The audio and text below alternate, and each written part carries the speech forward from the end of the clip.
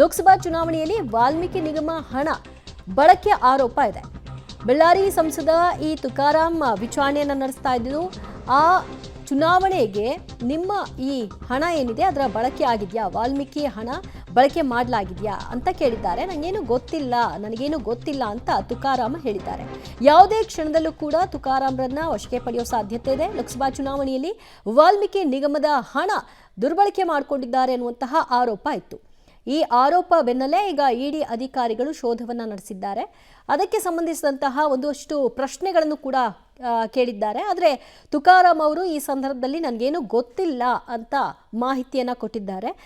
ಗೊತ್ತಿಲ್ಲ ಅಂದರೆ ಸಾಲದು, ಅದಕ್ಕೆ ಸಂಬಂಧಪಟ್ಟ ಹಾಗೆ ಇಡಿಯ ಬಳಿಯೂ ಕೂಡ ಒಂದಷ್ಟು ಪುರಾವೆಗಳಿದ್ದರೆ ಅದನ್ನು ಮುಂದಿಟ್ಕೊಂಡು ಒಂದಷ್ಟು ಪ್ರಶ್ನೆ ಕೇಳುವಂತಹ ಮೂಲಕವಾಗಿ ಇನ್ನಷ್ಟು ಮಾಹಿತಿಗಳನ್ನು ಪಡ್ಕೊಳ್ಳುವಂತಹದ್ದು ಮತ್ತು ಲಿಂಕ್ ಏನಾದರೂ ಸಿಗಬಹುದಾ, ಈ ವಾಲ್ಮೀಕಿ ಹಣ ಯಾರ್ಯಾರಿಗೆ ಹೋಗಿದೆ, ಹೇಗೆ ಸೋರಿಕೆಯಾಗಿದೆ, ಹೇಗೆ ದುರ್ಬಳಕೆ ಆಗಿದೆ ಅನ್ನೋದಕ್ಕೆ ಸಂಬಂಧಪಟ್ಟ ಹಾಗೆ ಏನಾದರೂ ಲಿಂಕ್ಗಳು ಸಿಗಬಹುದಾ ಅನ್ನುವಂತಹ ಆಧಾರದ ಮೇಲೂ ಕೂಡ ಇಡಿ ಶೋಧವನ್ನು ನಡೆಸ್ತಾ ಇದೆ. ಆ ಕಾರಣಕ್ಕಾಗಿ ಅವರ ಮೊಬೈಲ್ಗಳನ್ನು ಈಗ ರಿಟ್ರೀವ್ ಮಾಡೋ ಕೆಲಸಕ್ಕೆ ಮುಂದಾಗಿದ್ದಾರೆ.